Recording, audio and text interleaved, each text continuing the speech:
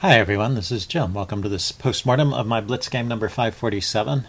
My opponent with the white pieces played c4, the English opening. So I go knight f6, and now he goes d3. d3 is a very rare response here. So let's, first of all, main moves would be d4 going into queen's pawn territory, or either of the knight moves, knight f3 or knight to c3, or g3 all stay within sort of English opening territory. Those would be normal ways to play. So d3, we're pretty much out of the opening book right away. I guess I could try e5 here.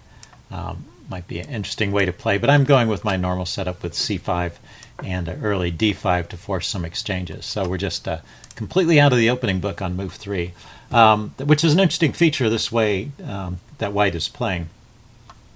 Notice that although white is giving up the opening advantage, it's not like it's a bad position for white. It's just a way of getting an equal position where black is not necessarily familiar with what's going on. So it's a way for the white player to get the black player out of the opening book and get into a long game where both sides have chances. So an interesting way to play.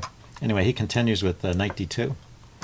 I go d5 here, setting up with this early exchange in the center to get some open lines. C takes d5, knight takes d5. Now he brings the other knight out to f3. So he's got his knights supporting each other here. I don't even have a bishop attacking this knight, but if I did, he's ready to recapture with his other knight. I go instead for the fianchetto, the kingside fianchetto, and he's doing the same thing. So we just continue our development to the point where we both castle. And then at this point, I play knight to c6. Yeah, I'm just bringing my pieces out, and he plays a3. And now the setup is complete. And what this is white has got the Sicilian dragon as the dragon defense with colors reversed. And so I could really set up a reverse Sicilian by playing the move e5 here. And I could play that immediately. Actually, I don't play that till the next move. I think I didn't quite hit on the idea at this point. So I played this move rook e8. Sort of preparing e5, but that could have been played immediately. And now he plays the funny move rook a to a2. So both of us made some strange moves there, I guess. But this is stranger. The rook is a bit loose over here. I mean, the idea is straightforward. He just wants to move the rook off that diagonal so the b pawn can come forward. But he could have gone rook to b1. There's nothing wrong with that move. When you put the rook on a2, sometimes there's an idea of swinging the rook across, and if he could get that in, then maybe there'd be some justification. But the second rank is kind of crowded at the moment, so it's not clear that he's going to be able to do any kind of rook maneuvers like that. But well, let's see how the game goes. I play e5 now, and so now I have a Moroxi bind set up against the dragon, except with the colors reversed. And so I'm going to continue to play with these Moroxi bind type of ideas. He goes knight c4, attacking, cancel that. Knight c4. Right. I guess he's concentrating his fire for the moment on the e5 pawn, but that's adequately defended. And I can chase this knight away at any time. So I'm not too worried at this point. I go queen c7. And now he starts this interesting maneuver with the other knight, knight to g5. And that also exposes an attack on my knight. So in keeping with this theory of how to play the Moroxi bind, basically you want to keep your pieces on. So I drop the knight back. Of course, if he wants to trade his bishop, this knight was under attack, and he can trade his bishop for this knight and reduce the material, but that's a good piece that he'd be giving up there. So I guess even though the general rule is to not exchange or allow exchanges, when you're playing with the Moroxi bind here, this exchange would favor black, so I'm not too worried about that. But now he shows his plan with this knight maneuver. He went from g5, from f3 to g5, and now he's dropping back to e4. So he's got his two knights together on the light squares, and they're concentrating on the d6 square. And I kind of overlooked this idea. Didn't really notice that was his plan, dropping a knight into the d6 square. And I really should deal with this immediately. So the chess engine is recommending just taking that knight. And this leads to a position that should be favorable for black. after I take, he can take back with either the pawn or the bishop. You know, if he takes with the pawn, it leaves this knight a little bit loose here. Well, they're both about the same. I just think taking with the bishop seems to make more sense. Taking with the pawn seems to keep that bishop blocked in, and it leaves that knight loose, although the knight can be supported with b3. So that's probably how I would play it. And then what can I do as black? I can play bishop h3, maybe force an exchange, or force his rook to move. Or play with f5 to kick the bishop back. Yeah, it looks like a good, comfortable position for black. The engine's giving it quite a large advantage. I'm not sure it's that large, but it seems like black is doing fine here. Anyway, I played b6 and ignored this threat, and suddenly the evaluation swings from in favor of black to in favor of white. And he's had this idea already, I think. He drops the knight in here, hitting my my bishop. And now the best way to kind of move things along is probably to put the rook on d8 and force this trade. Although rook d8, knight takes f7 is an idea. That's an interesting tactic. Let's take a look at this. Rook d8, knight takes f7, queen takes. Because it drags the queen away from the defense of that knight. So that actually wins a pawn. And let's see, bishop to h3 counterattacks his rook. My rook is under attack. But bishop h3 counterattacks his rook and defends my rook. So I guess it still comes out okay for black. But that would be an interesting tactical line. I played with rook to e6. And this runs into a different problem. Yeah, he just takes on c8. The engine likes this move after a while. Yeah, there it goes. And whatever piece I take back with, I'm going to fall victim to this skewer. I didn't see this coming. But it seems like after that knight to d6, I was going to be in trouble either way. But here I'm losing the exchange. Now, I play queen e7, which is an okay move. There's just not much I can do to avoid that, and then he goes in and grabs the exchange. The interesting thing is, the exchange is usually worth about 1.5 points. And here I've only got 0.2 or 0.3. It varies, but anyway, it seems like I have compensation for the exchange. During the game, at this point during the game, I did not feel like there was enough compensation. But the engine thinks I'm doing okay here. So after b3, that's what he played. I mean, I do have this threat, which I noticed that his knight is... I'm threatening to chase his knight away and win the rook, but he deals with that with b3. And then I guess e4, opening things up, is the way to keep is the best play for me, or rook to d8. Rook to d8 is very logical. I thought knight to d4 was pretty logical too. I guess it's just not as good a move as the others. And so after a few moves, he kind of gets to the position where he's basically just an exchange up. So he drops the knight back. I kick the knight, he drops back. I play a5. Yeah, it's after this a5 move. See, now the evaluation is plus 1.5. So this says white's just the exchange up and black has no compensation. I guess I could try and keep some. Let's see, a6 is a recommended move here, just shoring up the pawns, playing slowly, I guess, and trying to hold on to my space advantage. Maybe that's a bit of compensation. But anyway, what's funny is, though, after a move or two, he kicks my knight, I drop back. In this position, I'm threatening to play the pawn forward to a4. That was my idea, and take advantage of this pin along this diagonal. He never did save his rook. So right now, he just needs to move his rook off the diagonal. This pawn is still defended adequately at this point, the b3 pawn. But instead, he ignored that, sort of like I ignored his threat. He ignored mine, played knight f3, and now I go on with a4.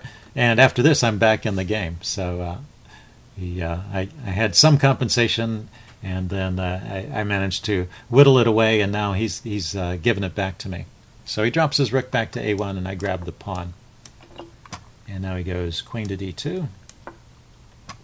And right here, e4 is actually a winning move for black, it says. Not an easy idea to see, but the thing is, these pawns are now quite dangerous, potentially dangerous. And the two pawns that are holding them up are the a pawn and the d pawn. So if I can eliminate this d pawn, this armada of pawns on the queen side would become pretty dangerous, and e4 is a way to do it because it's a move with tempo. He's got to do something about the threat to his knight. He can either take the pawn or move the knight away. And, well, if he takes, for example, I take back with a hit to the queen. I'm also hitting his bishop. So the queen has to go somewhere, which defends the bishop. The queen could go to e2 or to c1. And then I can bring my queen in here. And now you can see these pawns are looking pretty dangerous. And if he trades, you know, I think I can just march these pawns in the endgame. So it's looking pretty good for me. Looks like that's winning, actually. So after e4, he should play knight to g5, try and round up the pawn a different way. And then, let's see, I'm hitting my queen, so the queen goes to d5. Now, can he just take this pawn? I guess not, because his knight's hanging. The queen on d5 is opposed to white's queen, so I can just take that knight. The pawn is pinned, and I can grab the queen if he takes back. So he can't grab that pawn. Bishop takes f6. Bishop takes. The best play, and now I can grab the pawn. Knight takes e4. And I can grab the rook in the corner. So I can get the exchange back, and I have the extra pawns over here on the queen side. So that would be winning for me, just the move e4 here. Let's see, I didn't spot that idea. I played h6. I just wanted to keep his knight out of the g5 square, so didn't want my queen getting harassed. He brings his rook over to c1. And I could still push on with e4 here.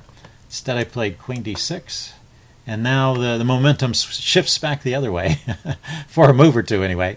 He plays d4. I take, yeah, okay, so d4 gives it back to me. How is white's play here? He needs to keep these pawns back and try and restrain my pawns and try and activate his pieces. So rook a to b1, queen to d1. Those are recommended moves here. Not moving any pawns. So this move here is risky. I take, he takes, and now I push on with c4.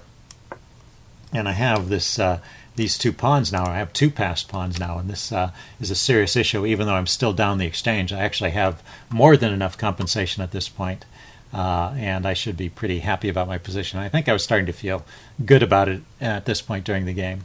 Anyway, he played a4 here to try and undermine. I went with queen to d5, just kind of holding on to things. Maybe not the best. What's better here? Knight to e4. All right, well, we'll get to this knight to e4 move in a little bit. There's an interesting sequence there. Queen takes. Yeah, he takes the pawn, and he's threatening my knight. But he left his knight hanging when I brought my queen there as with a threat to his knight. So we get this trade in, and then I take back the pawn. So I stay a pawn up. I'm holding on to my passed pawns, and we're getting towards the endgame. This is a winning advantage in the endgame if I could get the queens off. But he activates his rook here, rook c3. I drop my queen back to f5. Yeah, queen to d5 would have been better. I need to hold on to this pawn here. And he can now concentrate his fire on the pawn with queen to e2 and with the rook on c3. But there is one move, and actually the chess engine is giving it away. It's this knight e4 move again. So the question is, why is knight e4 such a good move? I mean, it hits the rook, obviously. Let's erase a couple of these arrows. We'll just put this knight e4 idea on the board. Now, after knight e4, the engine is recommending king g2 and giving up the exchange, giving the exchange back. So the question is, after knight e4, why can't he just take the pawn? Isn't that what he's all set to do? He's got his rook here and his queen here looking at my c-pawn. So what happens after knight e4 and rook takes pawn? Okay, I'm going to give that answer away now. After knight e4, nope. So if I had played knight e4 here, which would have been the way to win this game, if he takes the pawn, let's see. Well, if he doesn't take the pawn, then I can at least grab the exchange here with knight takes c3. If he drops the knight back, I can start pushing these pawns forward. But taking the pawn, that's the real question. Rook takes, queen takes, that's all forced. What's happened is the queen has been pulled away from defense of f2, and also there's a loose bishop over here. So queen takes f2 check is now completely winning. I'll have 2 pieces against a, after he moves the king and I grab the bishop, I'll have 2 pieces against a rook, and I'll have a passed pawn supported by the queen, and I'll even have an extra pawn. So that's just a completely winning endgame there. So that's the way I could have put it away with knight e4. So yeah, actually I saw this threat to the pawn, and I didn't see any way to defend it. I didn't think of this knight e4 idea. Good example of how a counterattack can help you rather than just making a defensive move. Anyway, I brought the queen over here anyway, queen to b5, trying to hold on to things. But he can just keep doubling up. So he's now got 3 pieces on that, and my bishop is the wrong color to defend the pawn, and the knight is too many moves away to get there in time. So I'm just losing that pawn, and so in that one move, you know, I've gone from winning to losing once again. So now he's winning most of the way up until one move before the end. Let's see. I start maneuvering my knight. I want to try and get it into the game somehow. He takes, and I want to keep material on to keep it complicated. So I went with knight to b4 here, defending my rook in a way. Yeah, it's defending the rook. The queen and the knight defend the rook, and although he could exchange out here. Yeah, it would be just a trade. He throws in this queen e8 check, which you see actually is the best move here. And I didn't want to give up more material, so I block with my bishop. And now he just has to take this rook. He's actually this. Maybe he didn't notice that when he put the queen here, it also puts more force on the rook. So now he's just winning material. He can just grab that rook. Instead, he tried to play something clever here. He played rook takes b4, which in other circumstances might be a good move. It's a classic case of removing the defender. So if he plays rook takes knight, I play queen takes rook, then he can play rook takes rook. So it dragged the queen away from defense of the of my rook there. So it just would win a piece. But I don't have to take his rook, of course. And I think, you know, he's sort of also, he could just take my rook anyway. He's got 2 pieces, 3 pieces attacking it, and I only have 2 defending it. So I think he just missed that this queen was here hitting the rook, and he certainly missed that I can take this with check and expose an attack to his queen, which is sitting there loose. So that one move, after he's played, well, it's been a back and forth game. I can't say he played well the whole game, but certainly towards the end he was winning. So just this one move, rook takes, and change the tide of the game one last time. So interesting game. Hope you guys enjoyed this. Leave any comments you have in the section below, and I will see you again soon.